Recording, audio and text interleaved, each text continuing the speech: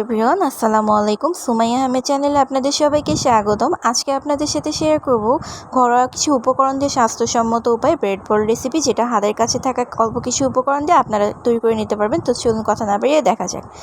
এখানে ব্রেড বলের পুর তৈরি করার জন্য কিছু উপকরণ নিয়ে নিয়েছি। 1 কাপ পেঁয়াজ, জিরের গুঁড়া, মরিচের গুঁড়া, হলুদের গুঁড়া, ধনিয়ার গুঁড়া, গরম মশলার গুঁড়া, আদা বাটা, রসুন বাটা, টেস্টিং সল্ট। এখানে কিন্তু আমি গরম মশলার গুঁড়া 22টি উপকরণ দিয়ে তৈরি করে নিয়েছি। আর এখানে খুব সুন্দর করে একটা প্যানে তেল নিয়ে নিয়েছি।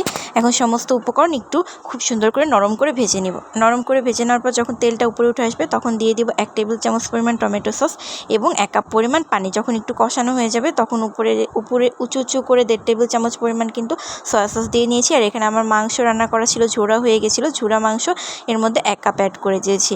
এখন সমস্ত উপকরণ খুব সুন্দর করে মিক্স করে নিব। মিক্স করে একদম ভাজা ভাজা করে নেব। এই যে ভাজা ভাজা করে রেডি করে নিয়েছি, দেখেন কি সুন্দর হয়েছে পুরটা। আপনারা এই পুরটা কিন্তু চিকেন দিয়েও রেডি করতে পারেন। এখন এখানে 4টা থেকে 6টা পরিমাণ পাউরুটি নিয়ে নিয়েছি। সমস্ত পাউরুটি একটা বাটিতে বেশি করে পানি নিয়ে নিয়েছি। পানিতে একদম ডুবা ডুবা করে চুবাই হাত দিয়ে চেপে চেপে। এখন যে পাউরুটিটা নরম হয়ে এসেছে 5-7 সেকেন্ডের মতো পাউরুটিটা চুবিয়ে নিয়েছি। তারপর যেই পাউরুটিটা নরম হয়ে এসেছে এভাবে হাত দিয়ে আস্তে আস্তে করে চেপে চেপে পাউরুটি থেকে কিন্তু পানিটা বের করে নিয়েছি। এতে কি হলো, পাউরুটি থেকে পানিটা চলে গেল এবং পাউরুটি একটা খুব সুন্দর নরম হয়ে গেল, যেটা ব্রেড বল বানাতে খুব ইজি হবে আপনাদের জন্য। এখন এর মধ্যে সমস্ত আগে যে পুরটা রেডি করে রেখেছিলাম ওই পুরটা এর মধ্যে দিয়ে এখন বলের মতো করে চারপাশ থেকে চেপে চেপে পুরটা দিয়ে খুব সুন্দর একটা বল রেডি করে নিব। এই যে আস্তে আস্তে চেপে চেপে একটা বল রেডি করে নিচ্ছি। চারপাশ থেকে নিয়ে যেভাবে একটা বল রেডি করে বা একটা ব্রেড বল বানায় ওইভাবে করে খুব সুন্দর করে একটা বল রেডি করে নিব।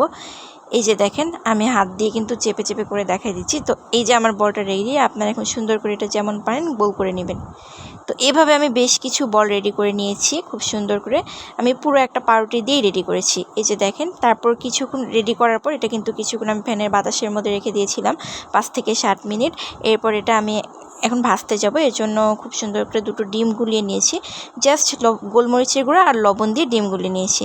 এখন এই আগে যে বলগুলো রেডি করে রেখেছিলাম ওই বলগুলো ডিমের মধ্যে দিয়ে খুব সুন্দর করে ব্রাউন কালার করে ভেজে নিয়েছি। এই যে দেখেন, ফাইনাল লুক এরকম এসেছে এবং খেতে খুবই টেস্টি হয়েছে। অবশ্যই একবার হলে বাসায় বানিয়ে দেখবেন এবং খেতে অবশ্যই মজা হবে। ভিডিওটি কেমন লাগলো জানাবেন। ভালো লাগলে অবশ্যই চ্যানেলটি সাবস্ক্রাইব করে পাশে থাকবেন এবং ভিডিওতে একটি লাইক কমেন্ট করবেন। ধন্যবাদ সবাইকে।